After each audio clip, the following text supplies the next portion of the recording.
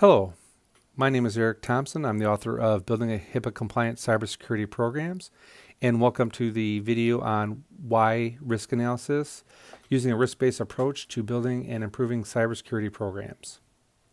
The goal of this presentation is singular.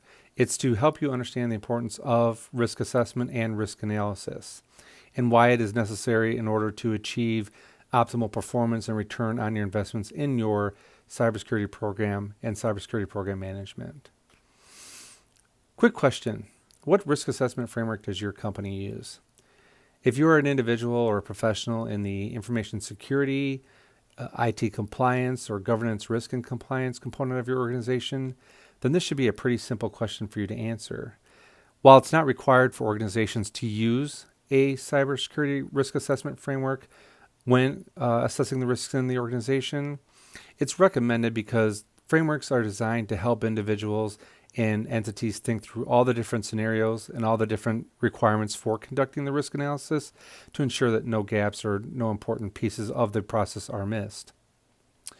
A very popular risk assessment process or framework that's used is NIST 830, published by the National Institutes of Standards and Technology, and also pointed directly to by the Department of Health and Human Services, which has the enforcement actions when it comes to the HIPAA security rule and breaches around HIPAA. And there's 4 phases to the risk assessment process. First, you want to identify your critical assets, which in most healthcare organizations are going to be your electronic protected health information, or EPHI, which represents the medical records that these organizations have regarding their patients. You want to document your threats and your threat scenarios.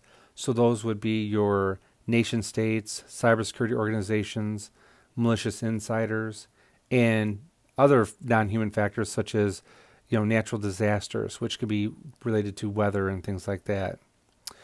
Document your vulnerabilities. So you'll have passwords maybe that are weak, access management that's not comprehensive and robust, change management that's not operating effectively, and a host of other vulnerabilities.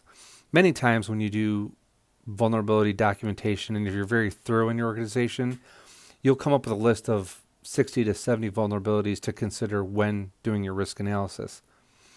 And then finally, you're going to develop your analysis, and you're going to develop and analyze your risks in order to come up with a severity. So if a risk is made up of a threat and a vulnerability, and then the severity is based on likelihood and impact of a threat being able to exploit a vulnerability, you're going to go through a process of analyzing that risk and understanding what the actual level is.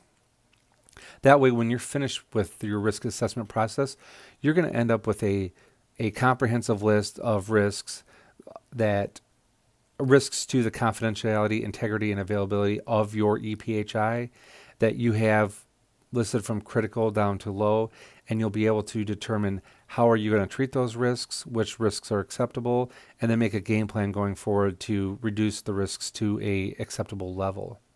All of these concepts are covered in my book in more detail, and we also have several templates that are available for individuals to use in order to get started doing this process. Another popular risk assessment framework is developed by Carnegie Mellon University.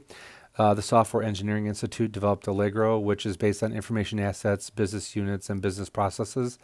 And they place those different assets into containers and then analyze the threats and vulnerabilities and severities based on the entire container, not as individual items in a risk register. Both frameworks are very effective, and it's really up to the comfort level and the familiarity of the person doing the risk analysis as to which one of these frameworks they want to use. Why is risk analysis so important? Well, it's because it leads to ineffectiveness.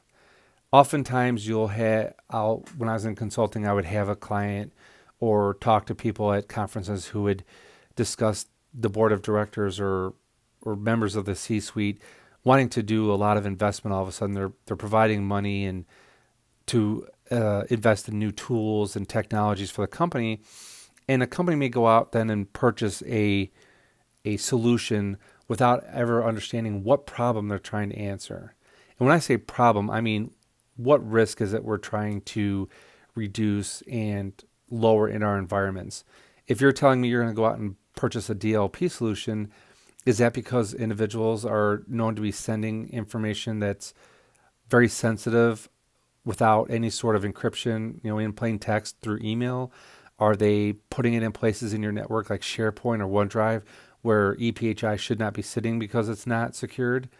If those are the things you're trying to fix and solve for, then DLP may be a perfect solution for you. Or are you buying a SIM solution because of a certain risk you're trying to reduce? Maybe you feel like I don't aggregate or correlate my logs effectively enough to detect an attack, and that's a risk that needs to be mitigated. But do you already have your logging in place? Do you know what logs are available in your network and in your environment that can go into your SIM? Or are you going to implement a SIM and then find out you have all these gaps where many of the use cases you have for your risks can't be solved by the SIM because you haven't got the capabilities and the fundamental logs available to you already? And when these kinds of things happen, you end up not optimizing your resources properly. So you're deploying people and their hours into projects that aren't going to give you any sort of return or reduce any risk. You're investing large sums of money, and are you really getting a return on that investment? And then ultimately, you're going to end up with misses and gaps in your program and your compliance that are going to hurt you long term. So that's it for the introduction to risk analysis. Again, my name is Eric Thompson. I'm author of Building a HIPAA-Compliant Cybersecurity Program. And a lot of these concepts we talked about are covered in detail in my book. So please feel free to visit my website, HIPAA-CompliantCybersecurity.com, for more information on this and other topics.